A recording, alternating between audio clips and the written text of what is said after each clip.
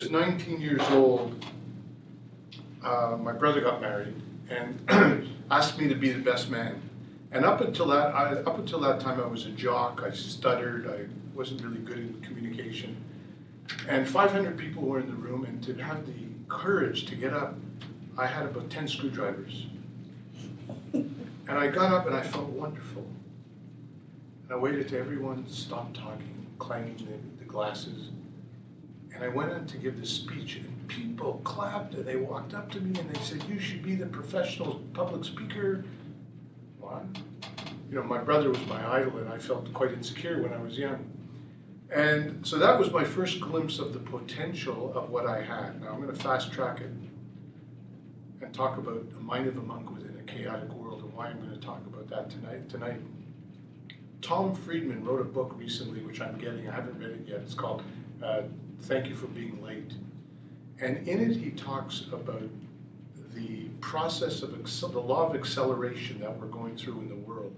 And he talked about the fact that many years ago we had the Industrial Revolution and people needed to work with their hands. Then we moved to the digital age and revolution where people needed to work with their mind. And how we're moving into a whole new age, which really resonates with what I've been doing for the last 25 years. He said, because of globalization, because of the environment, because of technology, we are living in such a fast-paced world, and the future supposedly is artificial intelligence. It's going to be even more important than ever to establish great connections. The heart relationships are going to become important. Entrepreneurship is going to become important. And I saw that 25 years ago when I set out to start developing a system, a training system, that the entrepreneurial world and the dating soulmate world were the two worlds that I wanted to reach out to, because I knew people were going to need a lot of help with their personal relationships, both business and personal. So I could really relate to what Thomas Friedman said, because when I was 19, I was very insecure. I was a jock, a good baseball pitcher. My brother was Mr. Everything. My mother was diagnosed with cancer when I was 13. She was told she had 6 months to live. She lived for about 20 years. So my mother was my first role model of the power of the human spirit. My father died when I was 19. And then I traveled around the world, came close to dying on the desert when I was 21 years old. And that was a life-changing experience for me, because the fear that enveloped my inner world led me from being a jock and an athlete and running after girls to exploring myself internally and spiritually. And that's what led me to become a monk for 9 years of my life. Now, when I became a monk, fortunately I've learned, my training system means you don't have to be a monk or a nun to achieve the mind mastery that I'm going to talk about. But what happened in those 9 years is I learned to master the art of meditation, chanting, and other things that I did at the point for the purpose of getting into what I call the Zen zone, beyond the rational mind, beyond our emotions, beyond the physical body, because what I was looking for was something deeper in my soul. And I learned it. I learned that I could get in the zone and feel a clarity and an inner contentment and a happiness and a joy that I never thought even existed. But as the years went by, I realized I miss girls too much. And I don't live in the Himalaya mountains. So I decided that was going to be the end of my monkhood. So I left the monkhood. But I learned some valuable tools and techniques that were extremely valuable. When I came back into society, I realized I was becoming a basket case again, because now I had to deal with women and relationships and money and career and all the stresses and anxieties that the world has to offer, along with all the joys and nice things about it. So I realized that I was going to have to take what I learned living as a monk and integrate it into the North American culture. I then got a master's degree in education and counseling psychology from McGill, and my thesis was the quality of relationships with others begins with the quality of relationship you have with yourself. And so that led me to explore personal development, spiritual development, communication development, and just living my life as a person, plus whatever formal education I needed to take.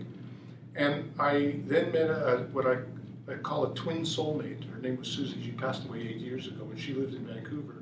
And we connected, and she was my first deep level soulmate that I ever met. and changed my life because I learned a lot of unconditional love through that relationship with Susie. Her father owned Fitness World and died a couple of years ago. And I moved to Vancouver and dedicated my life to learn to develop a training system that could help fast-track people live in the zone within the North American daily lifestyle. And what I learned throughout my personal development and my coaching practice was, and if I had my PowerPoint, you'd see it on the PowerPoint. Imagine there's a big circle here. And in this circle, that represents getting in the Zen zone. We all know what that means. Clarity, calmness, contentment. Your mind is big as the universe. You're happy, you're content. Then we've got emotions, the rational mind, physicality, and then underneath that we've got communication with other people, and underneath that the ideal lifestyle we want to live. To live the ideal lifestyle we want to live, we need to communicate every day with people, both professionally and personally.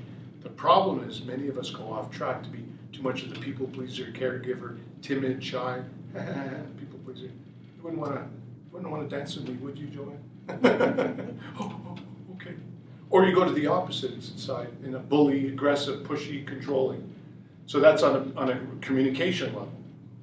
And so, but to communicate every day and take our business to another level in our personal relationships, we need to feel good about who we are and be bold when we need to be bold, be assertive when we need to be assertive, be compassionate, patient, listening, and all those other wonderful things.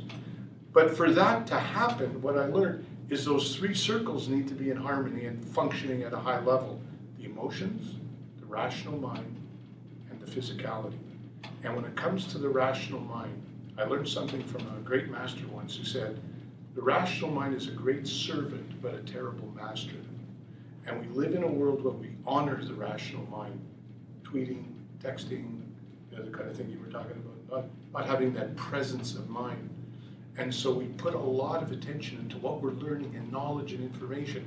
And it's good, and I'm not criticizing it. But one of the things that I've learned is when it comes to interpersonal relationships, that the heart is power, not the mind.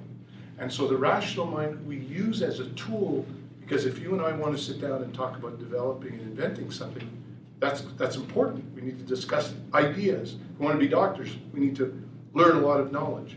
But if we want to interact at a higher level, we need to go beyond there, where our mind is in its place, and the hyperactive mind and the negative mind, which a lot of us experience, which often get in the way of effective communication. So we need to decrease the hyperactive mind and transform some of the negative self-doubt, negative thinking that we have that sits in us like inner parasites. So the mind needs to be transformed. Then the emotion.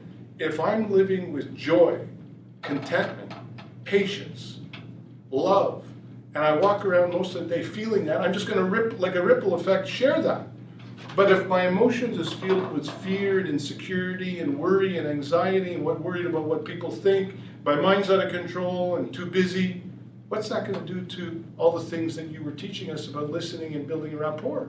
Unless you master yourself, you can't just implement those like that. You need to work on all of it, and the inside is the core. And then we've got our physical that we've got to get in order as well. So what I've learned over the years and developed a 9-step formula is that if we could harmonize getting in the zone, dealing with our emotions so that we can master our emotions faster and faster and faster so we live in that state of happiness and contentment and joy more and more. If we calm down the busy mind, if we transform some of the negative thinking into positive thinking, take proactive action both in a balanced way personally and professionally, so the Zen zone that is the higher self leads us and ripples into the emotion, passion, enthusiasm, mental clarity, mental stimulation, physical health and vitality in all our actions, then that takes care of 80% of our communication. Because if we feel great about ourselves, if we accept, adore, love, and respect ourselves like our own child, then it ripple effects into all our communication, which will fast track our ability to build great success in our life and the lifestyle that we want to live. And ultimately, more and more attract high quality, soulmate quality relationships, both business and professional. In a nutshell, that's my talk.